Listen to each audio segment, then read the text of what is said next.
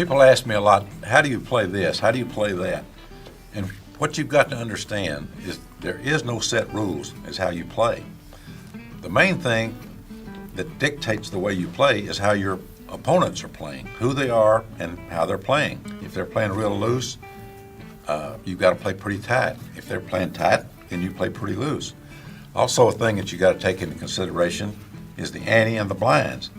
As the ante and the blinds progress, you must start playing more aggressively because you can't just sit back and wait and wait and wait when you're anteing all your money off. So that's the way you play. You don't have a set way you play. You take all the factors that surround you into consideration, and then you play accordingly. So there are no real guidelines for poker. If that were the case, you could just take one of those blackjack cards, put it on the table, and there would be nothing to it. There wouldn't be all this investigation. There wouldn't be all learning from experience. And that's what most people try to imply, that there is a way to win by just following a set rules. And there's not, because there's too many variables in poker.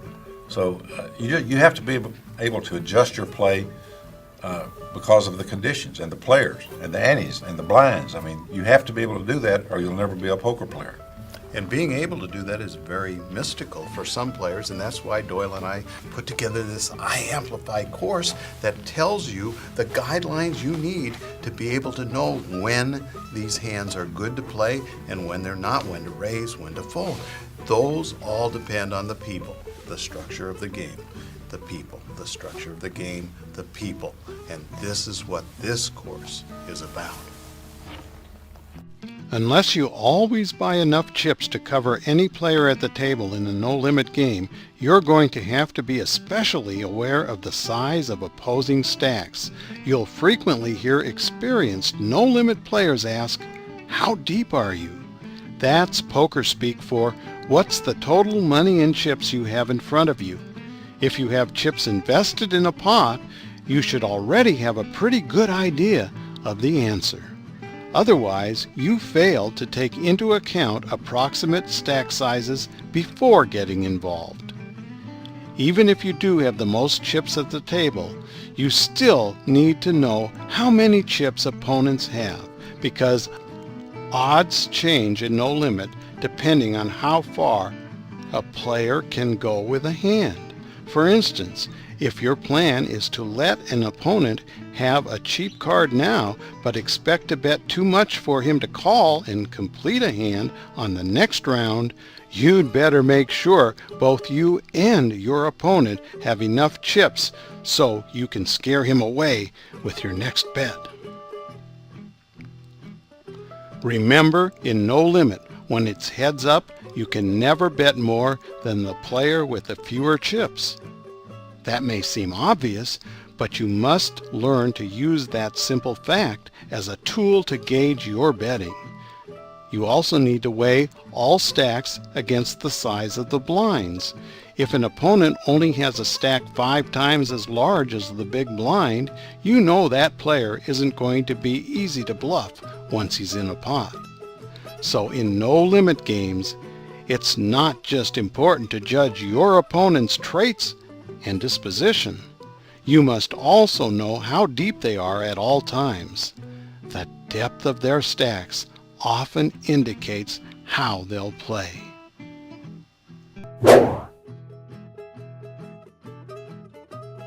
You know, way back before Doyle Brunson's first super system in 1977, there were very few people who understood the scientific aspects of the game. They were mostly winning, if they won at all, through experience, the long, hard, treacherous road to acquiring poker profit.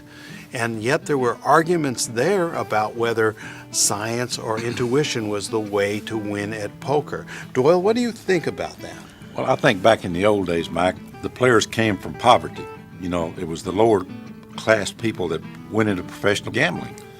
And so I think that those players were more intuitive because they didn't have the knowledge. I mean, nowadays you see kids that are coming out of Dartmouth, Harvard, and they're all professional poker players. Well, they've got the knowledge because they've read all of the books, they've played on the internet, and so they do have a fundamental scientific way of playing. The old players, which I consider myself to be one of them, I play the way I feel. I don't know what I'm going to do until I do it. Whereas a lot of these kids have got everything programmed out, exactly what they're going to do and how they're going to play. I don't, but I think it goes back to knowing people. I think scientific knowledge is good, but I still think you have to have a knowledge of the people that you're playing, and you have to be able to do what your gut reaction is. And I think you should follow your gut. I think what you do, though, and I've watched you play so often, and I've had you answer questions and make estimates on odds that I then went and calculated, and you turned out to be so close to the answers, it's phenomenal.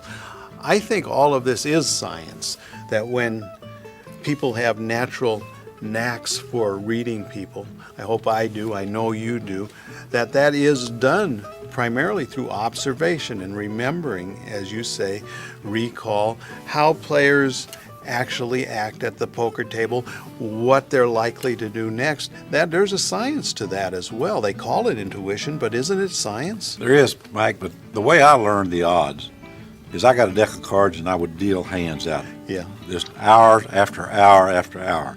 It took me years to find out it's 9 to 5, you won't make a flush with 2 cards to come playing hold'em. And there was no reliable information. No, there was none at all. And then after the computers came out and these programs, the poker probes that Mike invented, you can get all the odds simply by turning on your computer and putting the right program in. You can learn all that. And so it's changed. It's changed immensely. But you still have to have what you're calling intuition to get that extra edge, and that is just the perception that you know in your heart and your gut what your opponent is doing. I think you have to have a combination of the two. I know my son is very fundamentally sound, and I consider myself to be more intuitive. But there has to be a happy medium. You need to bring them together as much as you can. And I think when you can do that, I think then you can become a complete poker player.